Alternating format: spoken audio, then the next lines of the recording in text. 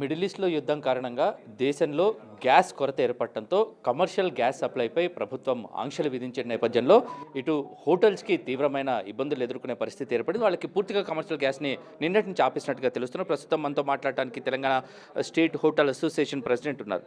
Sir, ఇప్పటికీ gas ఏజెన్సీల నుంచి మీకు వచ్చిన సమాచారం ఏంటి? మాకు నిన్నటి వరకు వారే వెహికల్స్ ద్వారా హోటల్స్కు సప్లై చేసేవారు. నిన్న నుండి సప్లై ఆగిపోయేది.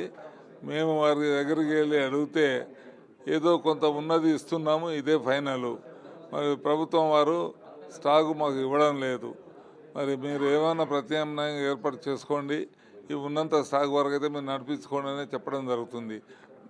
ఫర్దర్ ఏంటంటే దానికి సమాధానం లేదు. తెలంగాణ స్టేట్ హోటల్ అసోసియేషన్ ప్రకారం ప్రస్తుతం రాష్ట్రంలో ఎన్ని హోటల్స్ ఉన్నాయి? ఈ కమర్షియల్ గ్యాస్ సప్లై వల్ల ఎన్ని హోటల్స్ మీద ఎఫెక్ట్ పడుతుంది? రాష్ట్రంలో కనీసం 40,000 నుండి 50,000 లోపు హోటల్స్ చిన్నవి పెద్దవి మొత్తం స్టేట్ 5 హోటల్స్ నడుస్తున్నాయి. అదేవిధంగా మన హైదరాబాద్ పట్టణంలో 20,000 హోటల్స్ వరకు ఉంటాయి. ఇందులో ముఖ్యమైన హోటల్స్ ఒక మీడియం హోటల్స్ కలిసి ఒక 6,000 వరకు ఉంటాయి. మరి అందరికీ ప్రతి ఒక్కరికి గ్యాస్ అనేది అవసరమే. గ్యాస్ లేకుండా ఎవరు కూడా వ్యాపారం, ఒక టీ కొట్టువాడు కూడా గ్యాస్ లేకుండా వ్యాపారం చేయడం లేదు. కాబట్టి అందరికీ ఈ ఎఫెక్ట్ అనేది అందరి మీద పడుతుంది. మరి ఎవరు వ్యాపారం తిరిగే వరకు, స్టాక్ ఉన్నంత వరకు వ్యాపారం చేయగలుగుతారు. ఆ తర్వాత షటర్ గుంజుకోవాల్సిన పరిస్థితి ఉంది.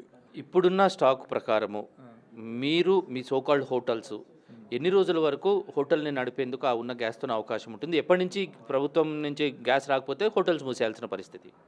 స్టాక్ అంటే వారు ప్రతిరోజు సప్లై చేసేవారు. ఒక 5-10 సిలిండర్లు ఎక్స్ట్రా ఇచ్చేవారు.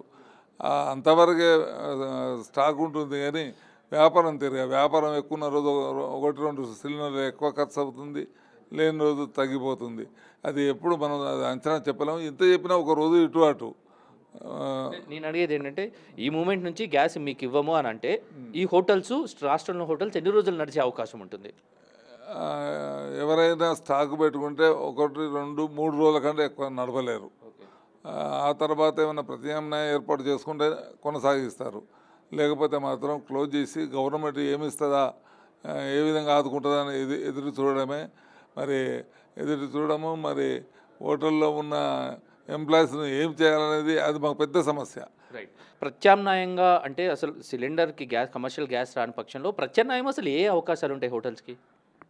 అంటే పవర్తోని, కరెంటుతోని ఓవెన్స్ ఏర్పాటు చేసుకోవచ్చు, స్టవ్స్ ఏర్పాటు చేసుకోవచ్చు. అది పెద్ద ఖర్చుతో కూడిన పని. కానీ అది అందరిలో లేదు. ఏదో కొన్ని పెద్ద హోటల్ వాళ్ళు చేసుకోవచ్చు, కానీ సామాన్యులు ఇవన్నీ ఏర్పాట్లు ఎవరి దగ్గర ఉండవు దాదాపు. ఇప్పుడు అందరూ కూడా కావాలంటే కూడా సప్లై కూడా దొరకదు మనకు. ఓకే.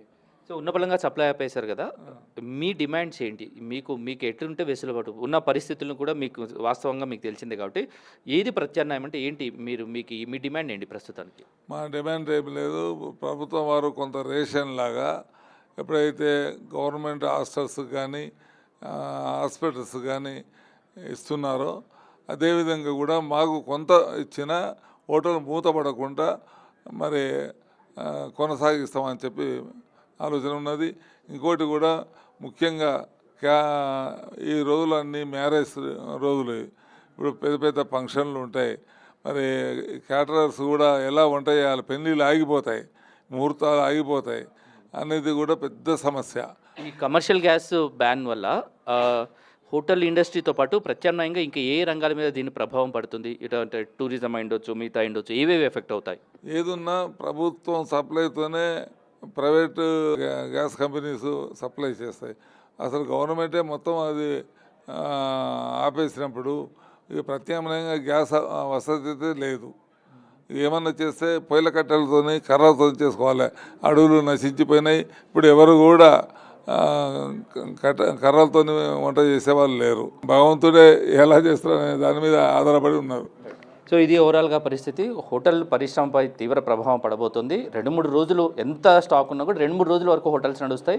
ప్రభుత్వం దీని మీద ఆలోచన తీసుకోవాలి. కనీసం 50% అయినా సప్లై చేస్తే ఇటు హోటల్ ఇండస్ట్రీతో పాటు టూరిజం, దాంతోపాటుగా వివిధ రకాలుగా ప్రత్యామ్నాయంగా ఆధారపడ ఇండస్ట్రీలు బతుకుతాయి. లేదంటే తీవ్రమైన పరిస్థితులు ఎదుర్కోవాల్సిన సిచ్యువేషన్ ఉంది. మాకు కూడా అర్థం కావట్లేదు అనేది హోటల్ అసోసియేషన్స్ వాళ్ళు చెప్తున్న పరిస్థితి. కెమెరా పర్సన్ రాజుతో 7 TV 9 హైదరాబాద్.